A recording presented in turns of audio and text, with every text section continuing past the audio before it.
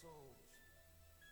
Et voici le soleil, la lune et 11 étoiles se prosternaient devant moi.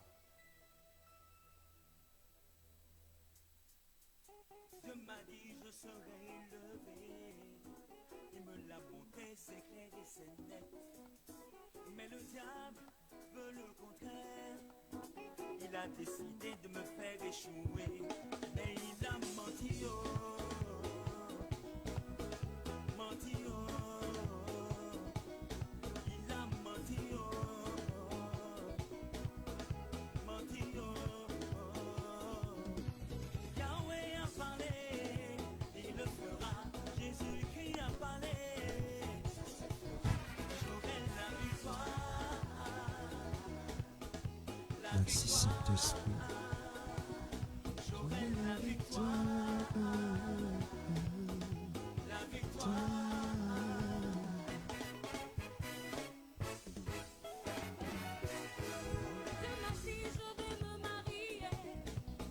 Il me l'a montré, ça se fera. Dieu m'a dit, je vais enfanter. Il me l'a montré, donnant et bébé. L'ennemi veut le contraire. Il a décidé de me faire échouer. Il a menti, oh. Menti, oh. Il a menti, oh. Menti, oh. Yahweh a parlé, il le fera. Jésus-Christ a parlé, ça se fera. J'aurai la victoire, la victoire. J'aurai la victoire, la victoire. Comme à Joseph dans la Bible, Dieu t'a donné une vision. Mais après, il y aura la vallée où tu connaîtras la souffrance, l'adversité, la tribulation, l'humiliation. Mais dis-toi que toutes ces choses concourent à glorifier le nom de El Merci Shaddai. Saint-Esprit. Parce qu'après la vision et la vallée, ce sera la victoire. Sois prêt à recevoir ces bénédictions entre les sangs brisés, façonnés et modélés par le potier céleste.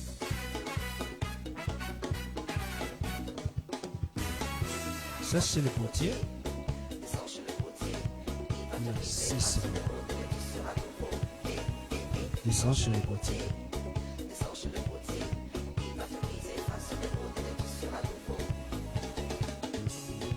Si tu veux voir la gloire de Dieu, laisse-toi façonner par le potier. Tu seras nouveau, tu seras béni.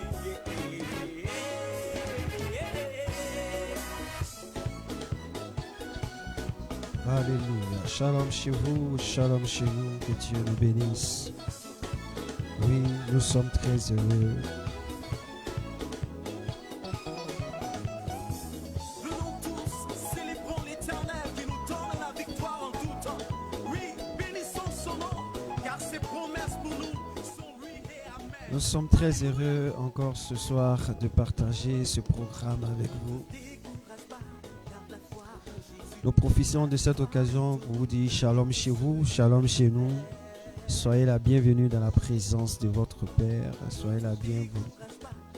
Et sans plus tarder, je voudrais que on dise quelque chose au Seigneur, le Maître des temps et des circonstances, le Dieu puissant et merveilleux, celui qui est vivant, celui qui est excellent.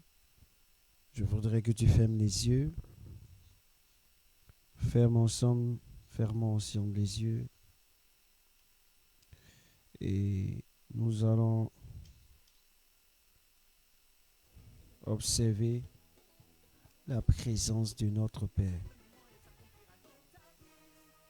Nous allons observer notre Seigneur Jésus. Et tu vas commencer à ouvrir la bouche et tu vas dire merci au Seigneur. Tu vas dire merci au Seigneur pour la vie, pour la santé, pour la force. La Bible déclare dans Ésaïe 42, verset 5, Ainsi parle l'Éternel. Ainsi parle Dieu l'Éternel, qui a créé les cieux et qui les a déployés, qui a étendu la terre et ses productions, qui a donné la respiration à ceux qui la peuplent et le souffle à ceux qui marchent. Waouh! La Bible déclare que ceux qui peuplent la terre, Dieu leur a donné le souffle. C'est pourquoi ce soir, je voudrais que tu dises merci au Seigneur. Tu bénisses Dieu. Tu célèbres le roi des rois. Tu célèbres le Seigneur des seigneurs. Le Dieu puissant. Le Dieu merveilleux. La Bible déclare que c'est lui qui a créé les cieux et qui les a déployés. Il a déployé les cieux. Il les a élargis. Il les a fait sortir. Alléluia. Dis merci au Seigneur. Dis merci à Jésus ce soir. Bénis le roi des rois, le Seigneur des seigneurs, le Dieu vivant, le Dieu excellent, le Dieu merveilleux, celui qui est l'alpha et l'oméga. C'est lui qui a donné la respiration à ceux qui la peuplent, qui a peuplé la terre. On dit c'est lui qui a donné la respiration à chacun de nous. Il t'a donné la respiration, la force. Bénis Dieu ce soir. Dis merci au Seigneur. Dis merci au Seigneur pour le souffle, pour la vie qu'il t'accorde dans le nom précieux de Jésus de Nazareth. Père, je te loue. Père, je te rends toute la gloire, toute l'élévation et toute la magnificence de rien parce que tu es merveilleux. Il t'a plu de me donner le souffle de vie, la respiration. J'ai la capacité de respirer, d'inspirer et d'expirer à cause de toi, à cause de ton amour, à cause de ta puissance, à cause de ta force et de ta grandeur, à cause de ton intelligence et de ta sagesse. Ce soir, je tiens à te bénir. Ce soir, je tiens à te célébrer. Ce soir, je tiens à t'exalter, Dieu vivant, Dieu excellent et Dieu puissant. Comment ne pas te louer? Comment ne pas te célébrer? Merci. Quand tu me donnes la respiration, tu ne donnes pas seulement à mon corps de vivre, mais tu donnes aussi à mes membres d'agir, à mes membres de réagir. Seigneur, tu as donné à mon corps de vivre en pleine bonne santé. Je te rends toute la gloire. Tu n'as pas permis qu'un membre soit imputé. Je te rends toute la gloire. Tu n'as pas permis que dans mon sang on puisse détecter quelque chose. Seigneur, je te dis merci. Seigneur, parce que ton souffle apporte la vie. Ton souffle apporte la vie. Ton souffle apporte la vie. C'est pourquoi je veux te dire merci. Je veux te célébrer, Jésus. Je veux t'exalter, mon Dieu, mon roi. Oh, merci, Jésus. Regardez le verset. Le verset 7 dit, le verset 7. Oui, avant de lire le verset 7, on dit, au verset 6, il dit, moi l'Éternel, je t'ai appelé pour le salut. Ah, moi l'Éternel, je t'ai appelé pour le salut. Oh, mon frère, on ne peut pas venir à Dieu si Dieu ne nous appelle pas. On ne peut pas venir à Dieu si Dieu ne nous attire pas. Jésus disait, personne ne peut venir à moi si Dieu ne l'attire. Si Dieu ne décide de le faire, personne. Quand souvent les gens disent, non, moi j'ai décidé de suivre le Seigneur, ils sont en train de dire des conneries. Ils sont en train de dire des choses qu'ils ne savent pas. La Bible déclare dans Ésaïe 42, le verset 6 dit, il dit, moi l'Éternel, je t'ai appelé pour le salut. Ah, dis au Seigneur, merci parce que tu m'as appelé pour le salut. Bénis Dieu parce qu'il t'a appelé pour te restaurer. Bénis Dieu parce qu'il s'est révélé à toi pour te restaurer. Il t'a donné la vie, la respiration pour te restaurer. Il t'a donné la santé pour te restaurer. Il t'a donné ce que tu es pour te restaurer. Il te donne cet état d'âge pour te restaurer, te transformer, te guérir, te délivrer. Oui, dis merci au Seigneur. Dis merci au Seigneur. Dis merci à Dieu. Dis merci à Dieu. Dis merci au roi des rois. Dis merci au Seigneur Dieu vivant, au Dieu puissant, au Dieu glorieux, au Dieu exceptionnel. Mon Dieu, mon roi, merci. Seigneur, ce n'est pas moi qui t'ai appelé. Jésus a dit dans Jean chapitre 15, verset 7, ce n'est pas vous qui m'avez choisi, mais c'est moi qui vous ai choisi.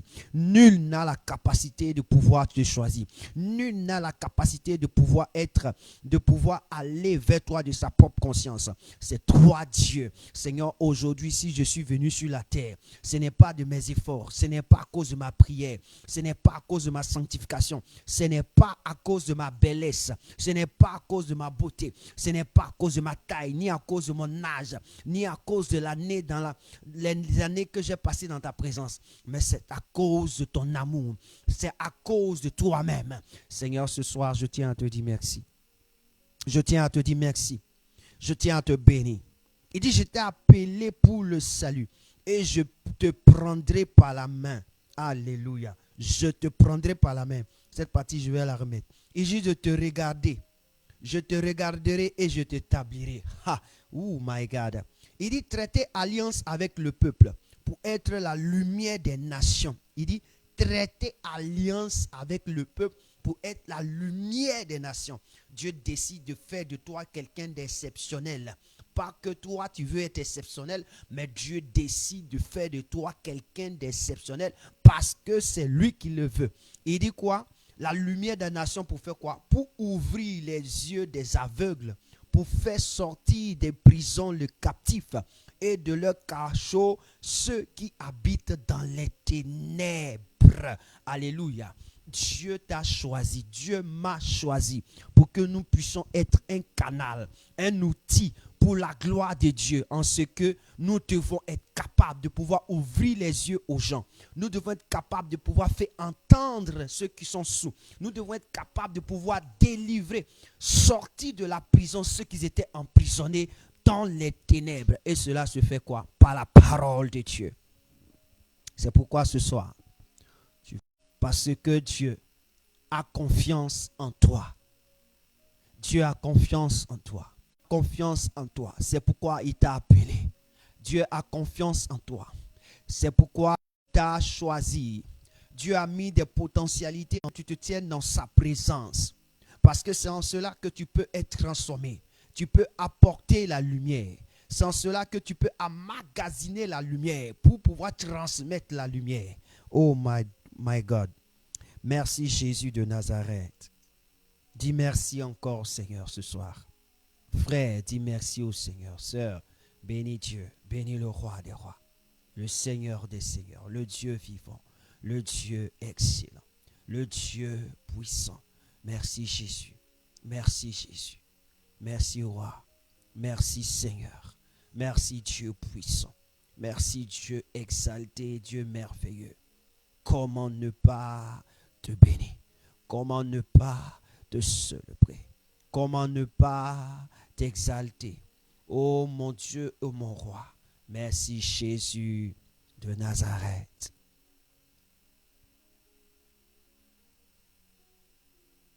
Il dit, je suis l'Éternel, c'est là mon nom. Et je ne donnerai pas ma gloire à un autre, ni mon honneur aux idoles. Ici, Dieu présente sa personne pour dire qu'il ne partage pas sa gloire avec quiconque que ce soit. Malgré la dimension dans laquelle tu seras, Dieu ne partagera pas sa gloire avec toi. Et il ne sera pas aussi honoré comme on honore les idoles. Il dit non, ça ne peut pas se faire. En un mot, c'est pour dire que nous devons nous abandonner totalement à Dieu. Donc, dis au Seigneur ce soir, je veux livrer ma vie entre les creux de tes mains. Je veux t'abandonner mon esprit, je veux t'abandonner mon cœur, je veux t'abandonner mon âme, je veux t'abandonner mon corps, je veux t'abandonner mon être entier entre tes mains, Père, afin que tu puisses la gérer, tu puisses la faire, tu puisses faire ce que tu veux. Parce que c'est toi qui connais l'importance de ma pensée. C'est toi qui connais l'importance du cerveau que tu as déposé dans ma tête. Tu connais l'importance du cœur que tu as mis dans ma poitrine. Tu connais l'importance du sang qui coule en moi. Tu connais l'importance des membres. Tu connais l'importance de mon œsophage. Tu connais l'importance de mes oreilles. Tu connais l'importance de ma bouche. Tu connais l'importance de ma langue, de mes dents. Tu connais l'importance du plus petit membre de mon corps. Seigneur, alors je veux t'abandonner totalement ma vie. Je veux te la soumettre entre les creux de tes mains. Ce soir, reçois-moi, Père. Reçois-moi, Jésus. Reçois-moi, Jésus. Reçois-moi. Pourquoi? Parce que nul ne peut me recevoir si ce n'est que toi. car je crois en toi. Je sais que c'est à cause de moi que tu envoyas Christ à la croix afin que Jésus puisse payer le prix. Jésus soit malédiction et que moi je sois bénédiction. Seigneur, tu as bien voulu que cela s'accomplisse. La Bible déclare que c'est pourquoi Christ a dit à cette croix, cette parole, que Père, pardonne-leur car ils ne savent pas ce qu'ils font. Père, pardonne-moi. Pardonne-moi toutefois, j'ai fait des erreurs. Toutefois, mes pensées ne t'ont point glorifié. Toutefois, mon cœur, éternel, mon Dieu, a vécu non dans le chemin étroit, mais dans le chemin spacieux, afin de se perdre. Toutefois, j'ai douté. Toutefois, le doute m'a envahi. Toutefois, le désespoir, le déséquilibre est venu sur moi. Père, je te demande pardon. Je sais que je t'appartiens. Je sais que tu es celui qui permet que je vive. C'est pourquoi ce soir, aie pitié, compassion et prends pitié de moi, Jésus de Nazareth. J'ai besoin de ta présence. J'ai besoin de toi. J'ai besoin de toi. C'est pourquoi je te dis, je m'abandonne entre les creux de tes mains. Je m'abandonne. En ceci, je veux que tu fasses descendre le feu. Tu fasses descendre le feu. Le feu. Fasses descendre le feu. Le feu. Fasse descendre le feu sur moi, afin de m'épurer. Épure-moi comme tu épues l'or et l'argent. Épure-moi, Seigneur. Dis au Seigneur, épure-moi comme tu épues l'or et l'argent. Purifie-moi comme tu purifies l'or et l'argent pour que cela ait de la valeur. Purifie-moi. Purifie-moi au nom de Jésus. Si tu m'acceptes tel que je suis, purifie-moi. Purifie-moi. Purifie-moi au nom de Jésus. Au nom de Jésus de Nazareth.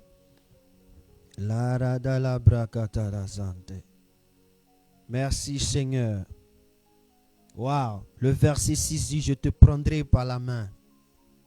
Je te prendrai par la main. Je te prendrai par la main. Je te prendrai par la main. Et je t'établirai pour traiter alliance avec le peuple. Il dit, je te prendrai par la main. Dis au Seigneur, prends-moi par la main ce soir. Prends-moi par la main ce soir. Dis au Seigneur, prends-moi par la main ce soir. En disant cette parole, vois le Seigneur Jésus devant toi. Et qui te tient la main. Dis Seigneur, prends-moi par la main ce soir. Dis au Seigneur, prends-moi par la main ce soir. Pourquoi? Parce que j'ai besoin de toi. J'ai besoin de toi. Seigneur, la route est longue, j'ai besoin de toi. Il y a trop d'embûches, j'ai besoin de toi. Seigneur, sur la route, il y a des épines, il y a des cailloux. Seigneur, j'ai besoin de toi. Seigneur, sur la route, il y a des brigands, j'ai besoin de toi. Sur la route, il y a des coupeurs de route. J'ai besoin de toi. Dis au Seigneur ce soir que tu as besoin de lui. Frère, la route que Dieu nous donne, il y a beaucoup de choses. Dis au Seigneur, j'ai besoin de toi. Dis à ton papa, j'ai besoin de toi. Dis à Jésus, j'ai besoin de toi.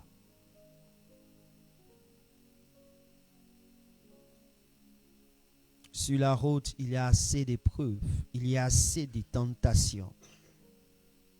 Dis au Seigneur, j'ai besoin de toi. Dis à Jésus ce soir, j'ai besoin de toi. J'ai besoin de toi. J'ai besoin de toi. J'ai besoin de toi. Qu'est-ce que tu as? Qu'est-ce que tu n'as pas? Qu'est-ce que tu veux? Qu'est-ce que tu n'as pas encore? Dis au Seigneur, j'ai besoin de toi. Dis à papa, j'ai besoin de toi. La Bible déclare que c'est lui qui sait toutes choses. Et lorsque nous étions endormis, ces bien-aimés qui sont endormis, quand il parle de ces bien-aimés, il parle de tous ceux à qui il a donné la possibilité de le connaître, de l'accepter. Tous ceux à qui il s'est révélé. Il dit, quand vous êtes endormis, je prépare un repas pour vous. Et ce repas, je l'appelle le pain. Oui, Oui. Oui. Oui. Le Seigneur.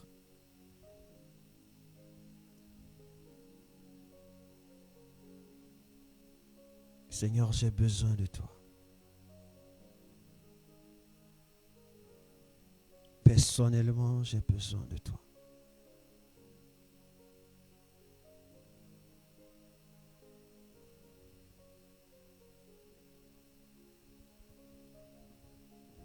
Merci Seigneur. Dis merci à Dieu. Dis merci à Dieu. Dis merci à Dieu. Merci Jésus. Merci Jésus. Oh, merci pour ta présence. Merci pour la grâce que tu nous accordes. Pour la faveur que tu nous donnes. Dieu de gloire, merci. Au reste, nous te disons merci. Gloire à Jésus. Que quelqu'un dise Amen. Amen. Que Dieu vous bénisse. Soyez la bienvenue dans la présence de Dieu. Nous sommes très heureux de partager ce moment et cette séance avec vous. Et je voudrais que tu prennes la Bible dans la parole de Dieu.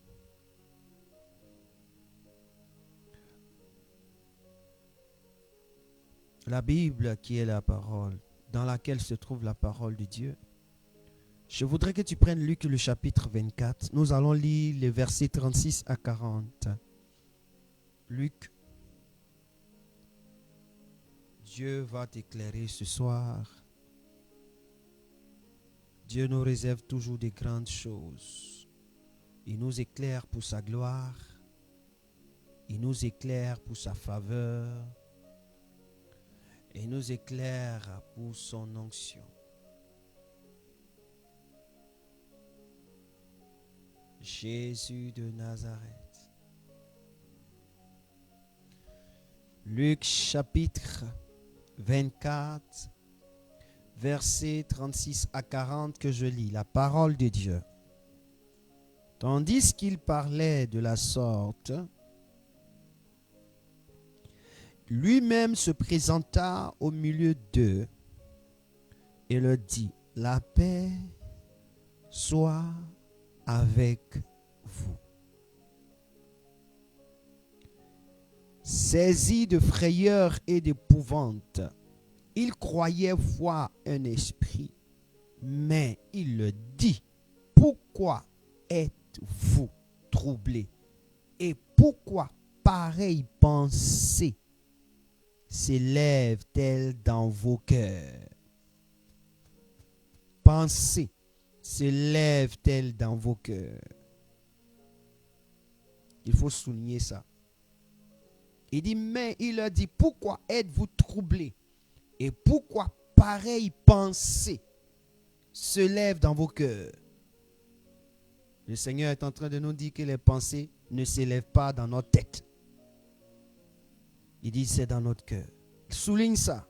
C'est important pour toi. Il dit, voyez mes mains. Voyez mes pieds. Malheureusement, je ne peux pas te présenter mes pieds. Il dit, voyez mes mains et voyez mes pieds. C'est bien moi. Touchez-moi. Voyez, un esprit n'a ni chair ni os, comme vous le constatez, vous le voyez, que j'ai. En disant cela, il leur montra ses mains et ses pieds. Comme dans leur joie, ils ne croyaient point encore. Tiens! Frère, je n'ai pas encore terminé, mais on dit que tu peux être dans la joie sans croire. Waouh! Il ne croyait point encore et qu'il était dans l'étonnement. Il leur dit, avez-vous ici quelque chose à manger? Et il lui présentait du poisson rôti et un rayon de miel. Puis, il en prit et il mangea devant eux. Puis, il leur dit, c'est là ce que je vous disais lorsque j'étais encore avec vous, qu'il fallait que s'accomplisse tout ce qui est écrit de moi dans la loi de Moïse, dans les prophètes et dans les psaumes. Il faut souligner tout le verset 44. Et puis ça n'a qu'à rester là. Alors il ouvrit l'esprit afin qu'ils comprissent les Écritures. Il faut souligner aussi le verset 45. Et il dit, ainsi il est écrit que le Christ souffrirait et qu'il ressusciterait des morts le 3e jour. J'ai dit au verset combien? 46. On termine jusqu'au verset 49 pour que ça soit bien fait. Ok? Et que la repentance et le pardon des péchés seraient prêchés en son nom en toutes les nations, à commencer par Jérusalem. Vous êtes témoins de ces choses, et voici, j'enverrai sur vous ce que mon Père a promis. Mais vous, restez dans la ville jusqu'à ce que vous soyez revêtus de la puissance d'en haut. Amen. Dis Amen 3 fois. Dis Amen 3 fois. Et tu dis Amen, la grâce de Dieu te localise. Tu dis Amen, Dieu qui t'a donné de vivre t'accorde une faveur. Frère, quand j'ai lu ce texte, je me suis posé beaucoup de questions. Dans ce texte, quand tu lis ce texte, il y a beaucoup de questions à se poser. Je vais prendre quelques points, mais aujourd'hui, je vais parler de quelque chose d'exceptionnel. Mais je vais prendre quelques points, faire une introduction, et puis je vais parler. Amen. Regardez Jésus. On dit Jésus, tandis que les disciples étaient assemblés, comme nous sommes aujourd'hui assemblés à cette réunion de prière. Nos portes sont fermées. On dit Jésus se présente au milieu d'eux. Question. Comment Jésus a fait pour pouvoir entrer dans la maison si toutes les portes et les fenêtres sont fermées? Le toit est couvert. Comment il a pu entrer? C'est un mystère. Et Jésus se présente. Et la Bible déclare que les gens le voient. Et ils ont eu peur. On dit quoi? On dit, il saisit de frayeur et d'épouvante. Il croyait voir un esprit. Si tout à l'heure Jésus apparaît, je vous assure qu'il y a beaucoup d'entre nous qui ont quitté la salle. Il y a beaucoup d'entre nous qui ont fui. Un jour, je prenais l'exemple comme ça. Voici ta grand-mère qui est décédée. Moi, je prends le cas. Ma grand-mère qui n'est plus. Et puis le jour, on fait funérailles. On expose son cercueil, on ouvre la baraque. Et puis au milieu de la nuit, elle se réveille. Devant tout un peuple. Vous êtes sous les bâches. Même ceux même qui sont à côté, ils vont courir pour laisser le corps. Parce que pour eux, c'est impossible. Parce qu'après avoir fait 1 mois dans la morgue, c'est-à-dire qu'à la morgue, et quand on vient l'exposer, elle se réveille.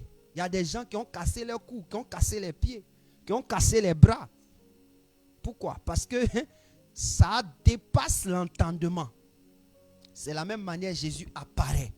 Jésus ici, il apparaît après combien de jours? 8 jours après, Jésus apparaît à ses disciples dans une maison. Et la Bible déclare qu'il se présente. Ils ont eu la frayeur et ils pensaient que c'était un esprit. C'est-à-dire que les disciples pensaient que c'était un esprit. Par moment, tu peux avoir une image qui passe à côté de toi. Or, c'est l'image d'une personne qui est passée. Mais comme tu n'as pas vu la personne, tu penses que c'est un esprit qui vient de passer. Et Jésus dit ceci. Regardez mes mains, regardez mes pieds. Est-ce qu'un esprit là, il peut avoir chair et il peut avoir les os? Ce qui veut dire que tu dois savoir qu'un esprit n'a pas de chair. Il n'a pas d'os. Donc l'esprit peut rentrer partout. L'esprit peut arriver partout. Partout ailleurs. Maintenant la question que j'ai posée. Jésus était en train de dire quoi? Posons-nous la question. Jésus dit à ses disciples. Toi Jésus, tu n'es pas passé par la porte, ni par la fenêtre, ni par le toit. Tu as apparu parmi nous. Tu as apparu parmi nous. Et puis tu veux qu'on croie que tu es en chair? Et maintenant, quand il se présente, il dit touchez-moi. Quand il dit touchez-moi, les gens, malgré qu'ils le touchent, ils sont dans la joie. Mais ils ne croient pas encore. Je veux dire à quelqu'un, tu peux être dans la joie, mais tu ne crois pas encore. Avoir la joie ne veut pas dire que tu crois. Est-ce que Jésus est en train de nous dire, avoir la joie ne veut pas dire que tu crois. Mais ce n'est pas important, je n'ai pas développé ça. Mais ce qui me plaît, Jésus va dire quelque chose. Bon, comme vous ne croyez pas, puisque vous êtes en train de douter encore. Il dit maintenant, si un esprit n'a pas de chair, n'a pas d'os, c'est qu'il ne peut pas manger. Il dit maintenant, apportez-moi quelque chose que vous avez ici. Et ce jour-là, il faut dire ce jour-là. Il faut dire ce jour-là. Écris, si tu es sur la plateforme, écris ce jour-là. Et ce jour-là, qu'est-ce qui s'est passé? On dit les disciples, ils étaient rassemblés là. Il y avait quelque chose là-bas. Poisson et puis rayon de miel. On dit il y avait le poisson et puis rayon de miel. Dans l'histoire de Jésus, depuis je le connais là, toujours lui il parle de poisson. Si ce n'est pas poisson et pain, c'est poisson. Si ce n'est pas poisson et pain, c'est poisson. Jésus a son histoire de poisson. Même pour donner l'argent à Pierre pour aller payer un pot,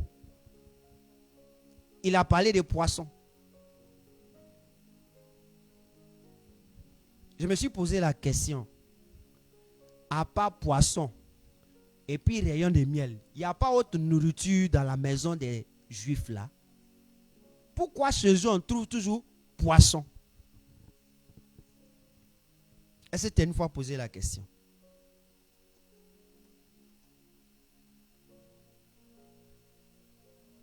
Pourquoi chez les Juifs on trouve toujours poisson? Lis Jésus dans son parcours. Ça veut dire quelque chose. Poisson. Vous savez, le poisson c'est un être aquatique. Est-ce que vous comprenez? C'est un aquatique, c'est-à-dire qu'il vit dans l'eau. L'animal qui vit dans l'eau là, c'est un aquatique. Or, l'aquatique, il vit dans l'eau, non? C'est pas ça? Maintenant, je vais te donner une pensée que Dieu est en train de me faire voir. Pour qu'un homme vienne au monde, un enfant dans les entrailles de sa mère, dans le ventre de sa maman, n'est pas d'abord os, est d'abord de l'eau. C'est un tétat qui vit dans l'eau. On l'appelle celui-là, on l'appelle le spermatozoïde. Explique-moi pour le terme. Aujourd'hui, on fait un peu de science, quoi. Donc, je considère que dans l'eau, on trouve des tétats. Or, les poissons se développent comme l'homme. Ce sont des tétats qui viennent et puis qui commencent à se développer. Donc, Dieu, sachant que l'homme a une reproduction, c'est-à-dire de la manière de se construire par de l'eau, dans de l'eau, et que l'homme est un tétat qui va prendre de la croissance, de vivre dans l'eau, alors Dieu fait allusion à qui? À un poisson. Et le poisson signifie quoi? Le poisson, en science, lorsqu'on divise les aliments, on parle d'aliments de force, d'aliments de croissance, et puis d'aliments des lipides. C'est pas ça? Vous qui êtes parti au CP1 là, c'est pas ça? En science, on dit aliments de force, aliments de croissance, et puis quoi? On parle des lipides. Les lipides, c'est tout ce qui est liquide, huileux, lipides. Mais le poisson là, c'est un aliment quoi? C'est un aliment complet. Il fait partie de l'aliment complet. Après, il faut taper sur Google, tu vas comprendre ça. Daisy, c'est quoi? C'est vrai? Le poisson, c'est un quoi? Il est dans quel type d'aliment? Pardon? Protide. Il protège quoi. Hein? Pardon? Il renforce une protéine. Okay. Et donc ça a de la valeur, la protéine. On va étudier un peu. Hein? Parce que souvent on n'étudie pas. Hein? Hein? Aujourd'hui, là, on va étudier un peu. Ça va nous aider, nous tous. Alléluia. Bon, moi, comme je suis quelqu'un, j'aime chercher là. Hein?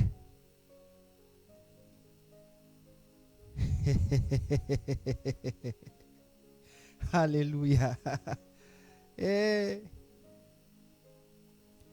Wow. Attendez, je vais vous donner quelque chose. Je vais vous donner quelque chose tout à l'heure.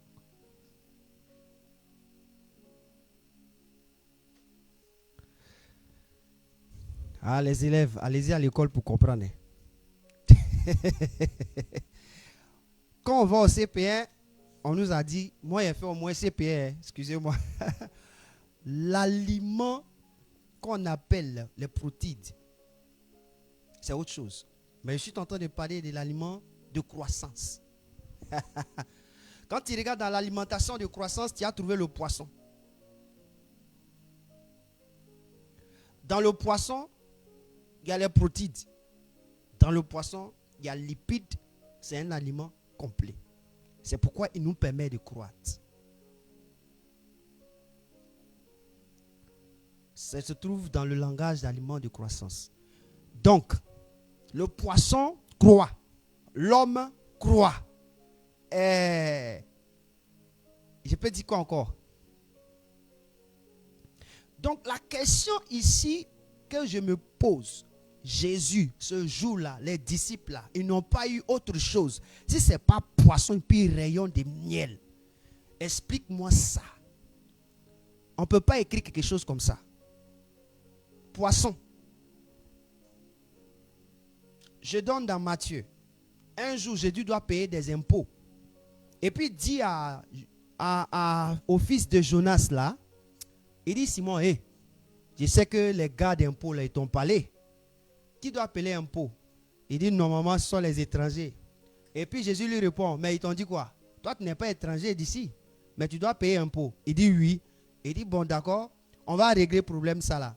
Va dans la rivière qui est là-bas là, ou bien dans la mer là. Hein? Faut lancer ton hameçon là. Bing. Le premier poisson. Le premier poisson que tu vas prendre là, dans sa bouche, il y a un abcès. C'est-à-dire que dans sa bouche, là, il y a l'argent. Tu enlèves l'argent là. Et puis tu viens payer ton impôt et puis mon impôt. C'est-à-dire que Jésus de son vivant a payé impôt.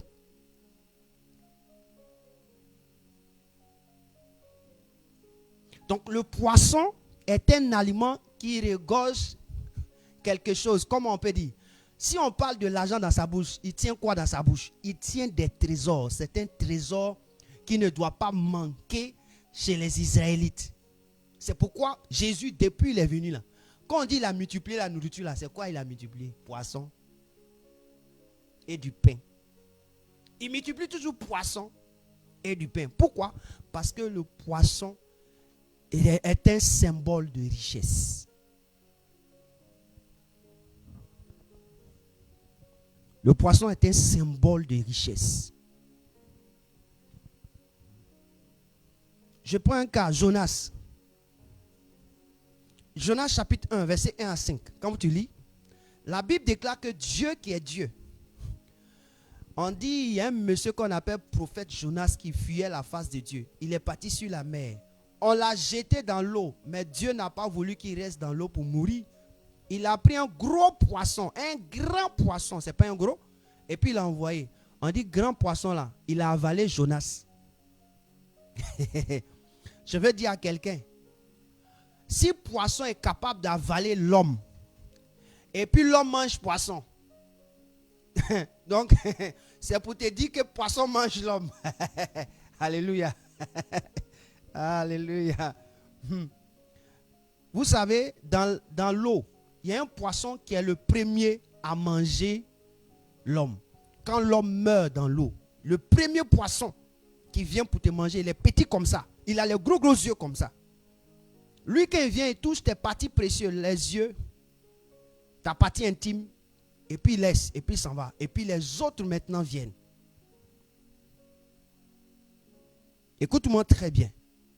Le poisson est un aquatique qui est très important dans la vie de Jésus.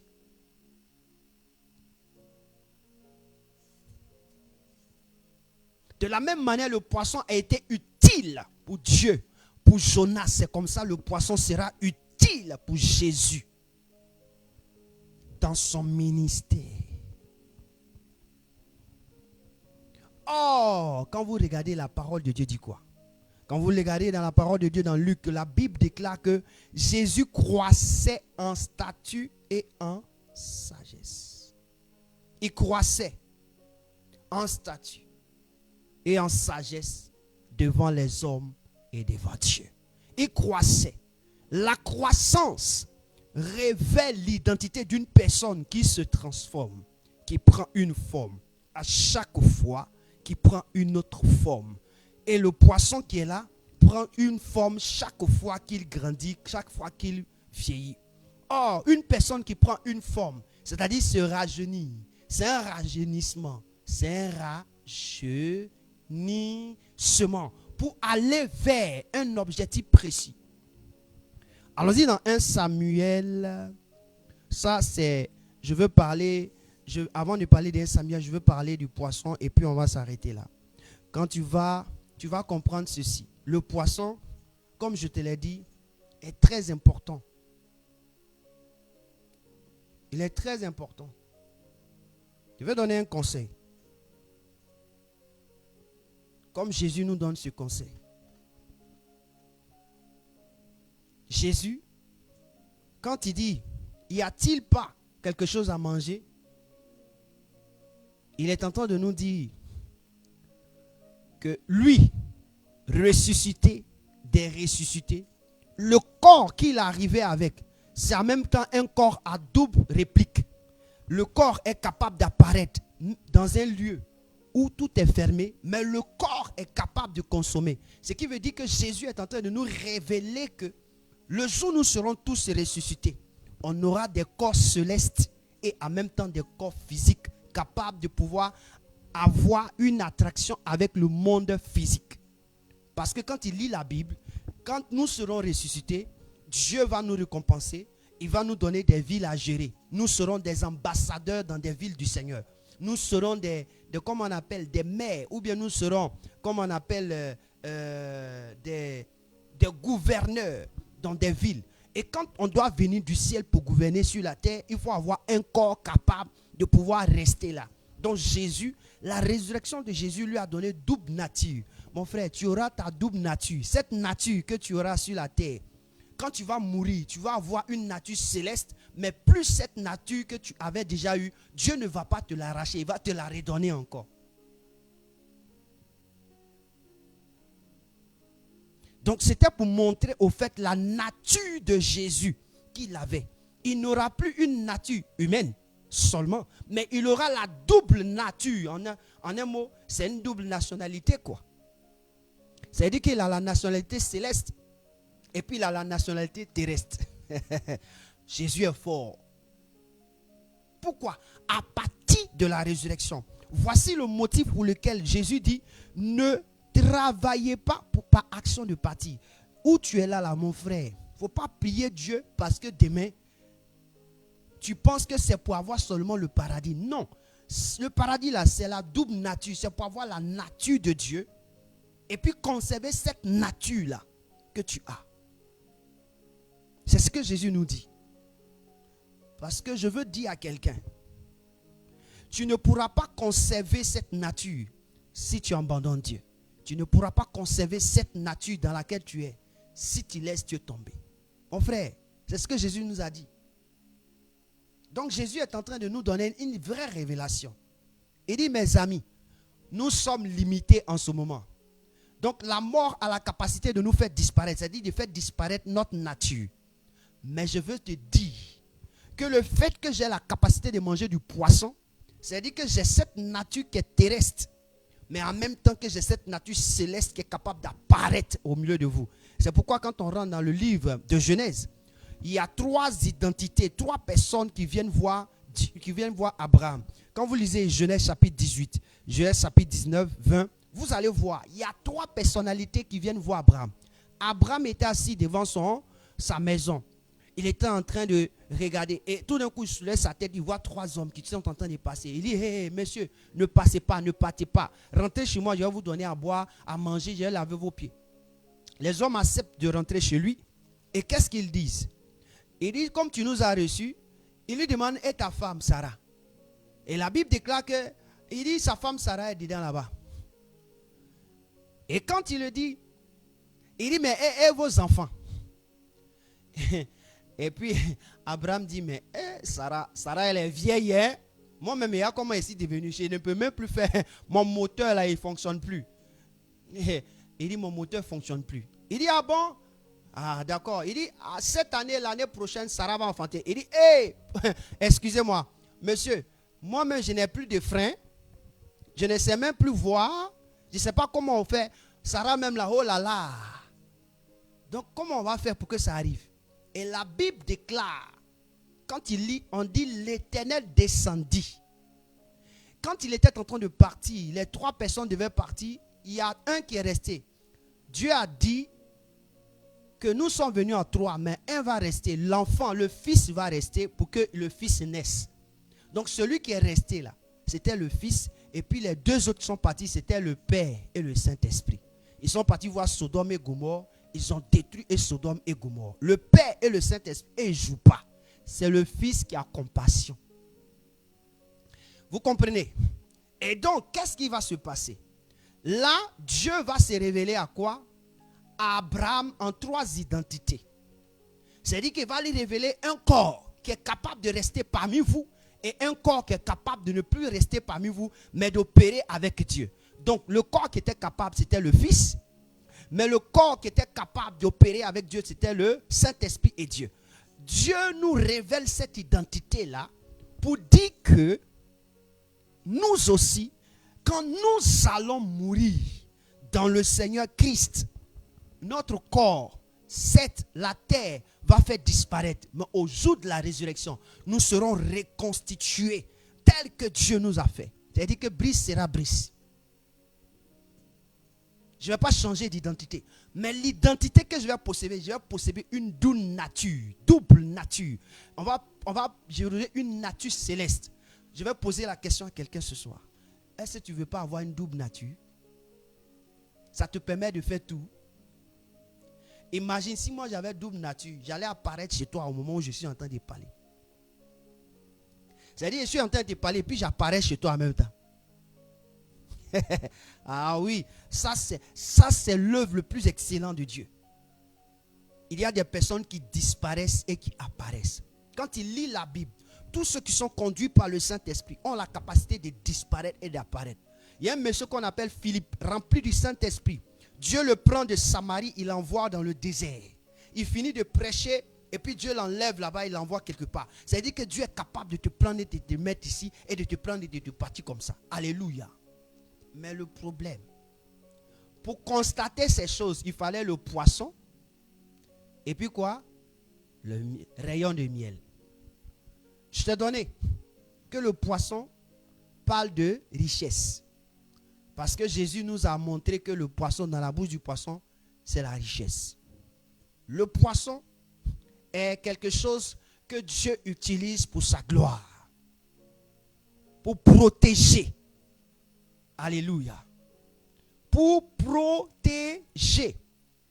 Il a donné le cas de Jonas. Donc il retient ça. Maintenant je parle du miel. Le miel c'est à quoi? Ce que je suis en train de dire ce soir, que ça ne manque plus dans ta maison. Que ça ne manque plus dans ta maison. Allez-y sur Internet après, vous qui partez à l'école, tapez le symbole du poisson et puis cherchez à comprendre qu'est-ce que c'est. Vous allez comprendre. Amen. La deuxième des choses que je veux parler, c'est le miel. Dieu a dit à Abraham que ta postérité là, je vais les envoyer en Égypte. Ils seront esclaves.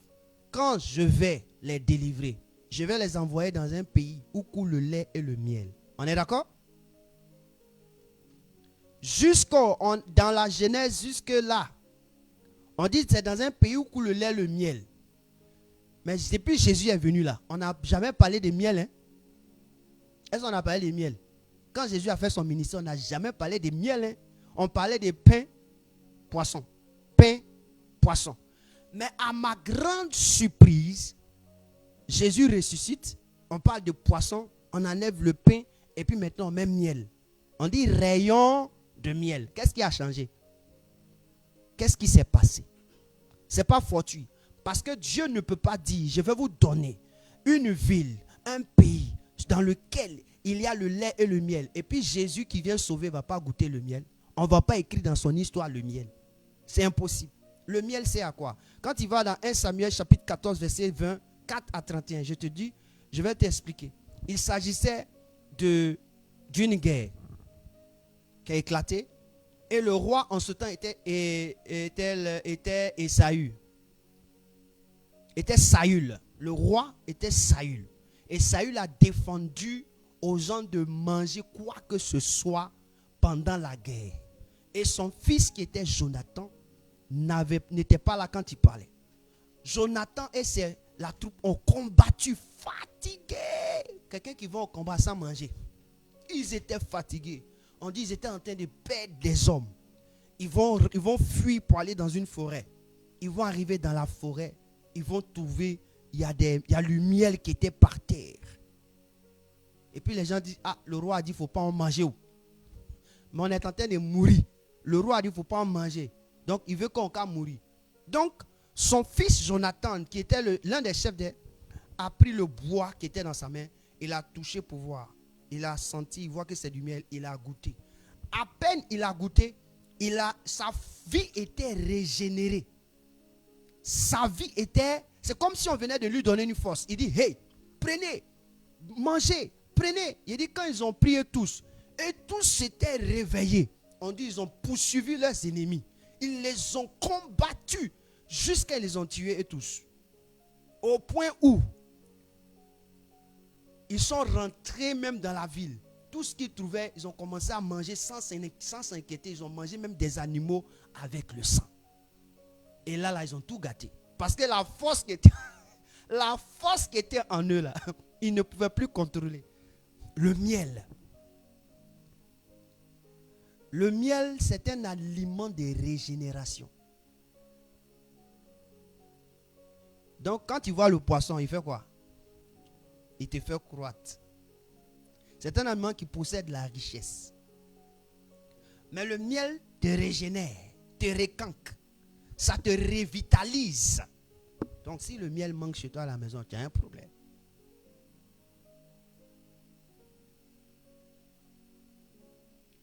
Je prends maintenant dans Juge 14, verset 8, 9, 18. Quand tu lis là-bas, tu as trouvé. On dit un monsieur s'appelle Samson. Il partait demander la main de sa femme avec ses parents. Il dit à ses parents, non, comme je m'en vais, j'ai mal au ventre, il y a un petit diarrhée qui me fatigue, je vais à côté. Il va à côté, il va trouver un lion. Il est en train de se libérer, voici un lion qui est en face de lui qui veut le manger. Il dit, hé lion, pardon, il faut avoir pitié. Mais avant que tu ne me manges, je vais te manger. Donc Samson, quand le lion a sauté pour venir vers lui, il a attrapé par la bouche, il a déchiré le lion en deux, avec sa force que Dieu lui a donnée. Le lion est mort, il a laissé là, il a fini son besoin, il est parti.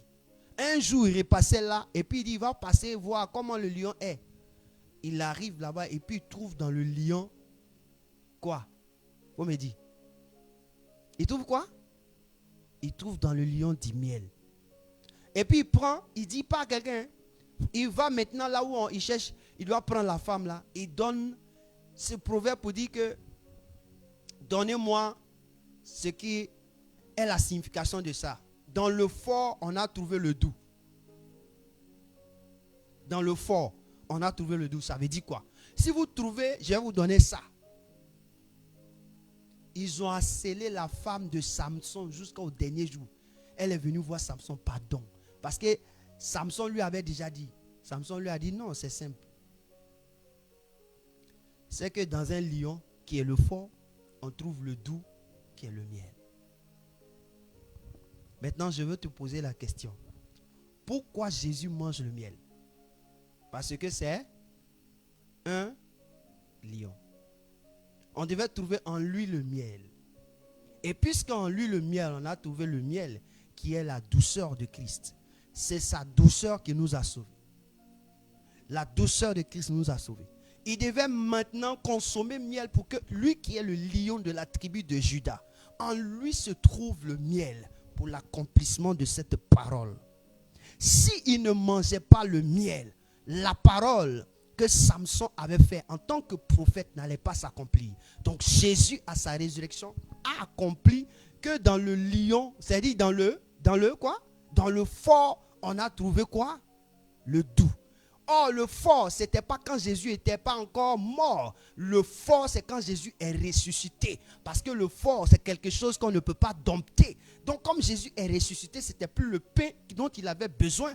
On devait trouver ce témoignage de Samson dans son corps. Et c'était le miel, rayon de miel.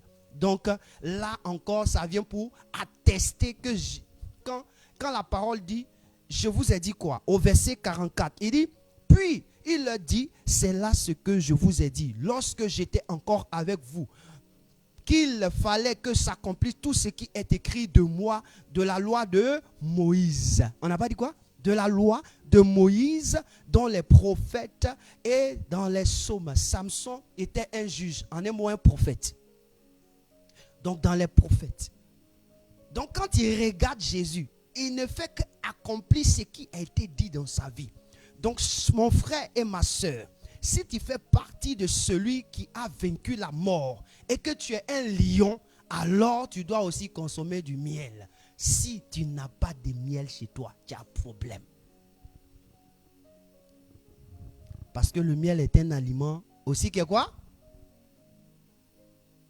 Exercice ça là, quand il y a posé, cherchez les élèves là. Le miel, c'est un aliment quoi? Allez à l'école. Vos parents vous envoient à l'école. Étudiez.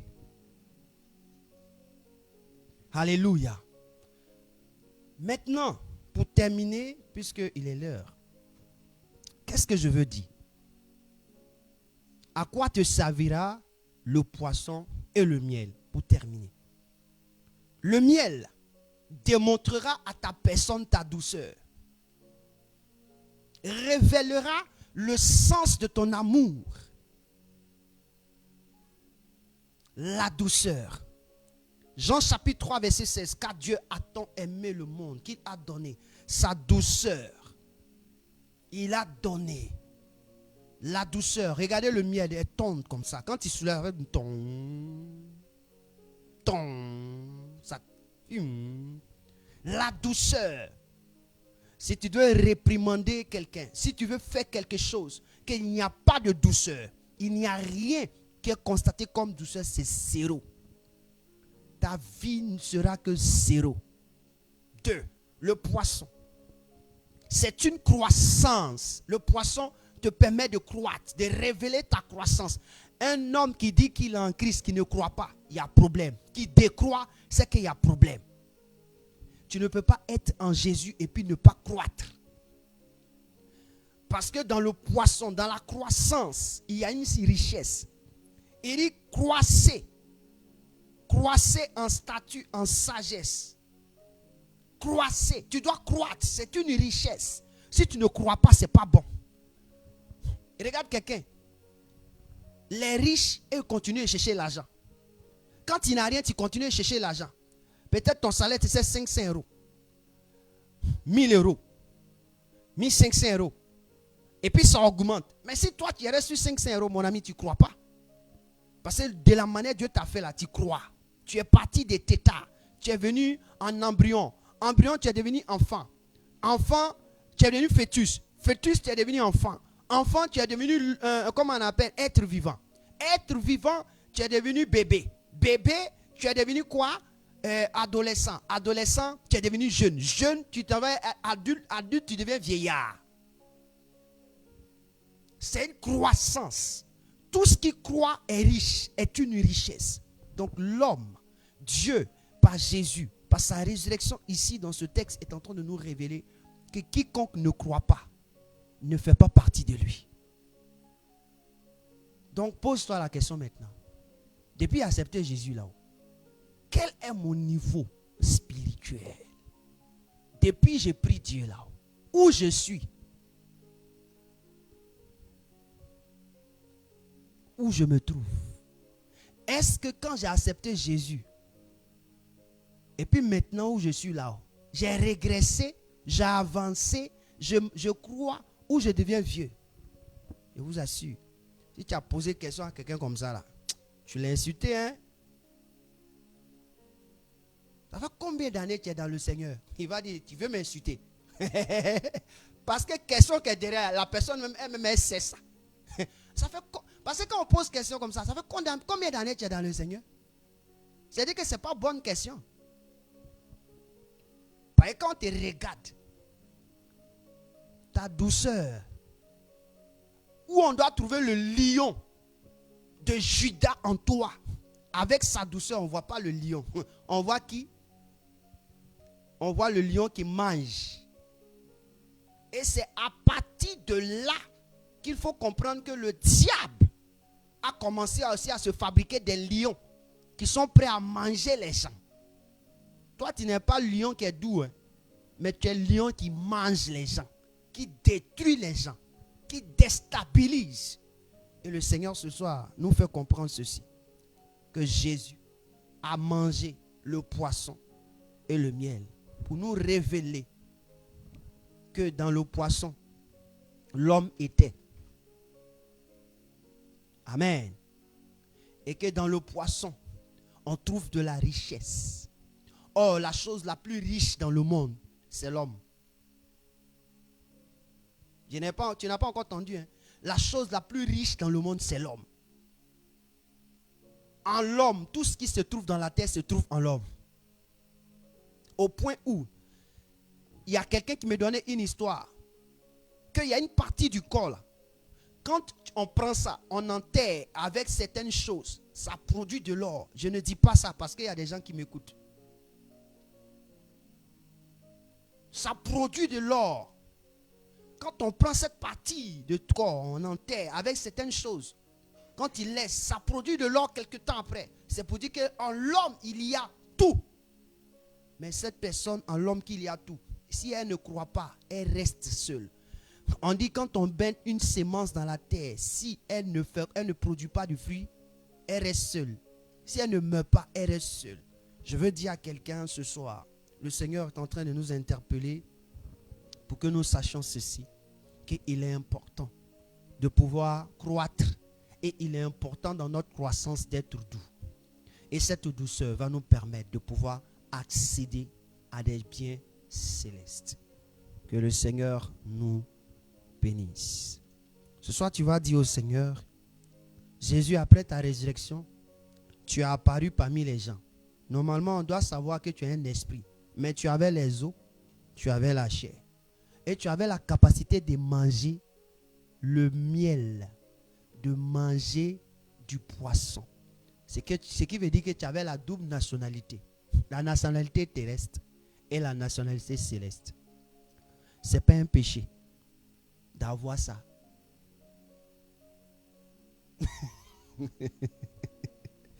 Ah, il y a des gens qui disent, il y a des gens, ils ont renié leur nationalité. Mon frère, ce n'est pas un péché.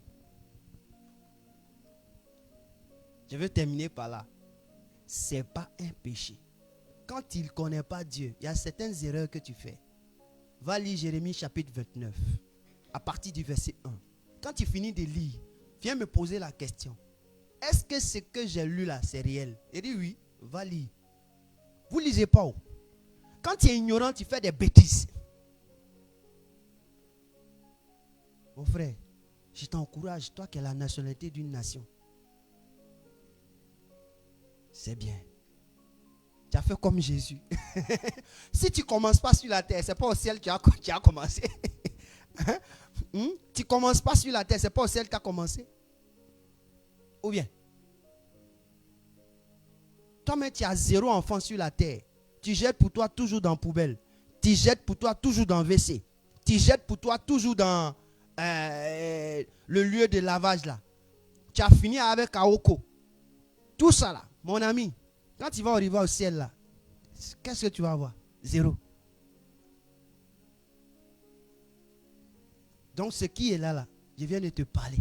Jésus, à compter de ce soir, il faut t'engager. Il y a des gens qui n'ont pas compris. Engage-toi. Conserve ce que tu as. Je te dis, bravo, tu as bien fait le choix. Amen.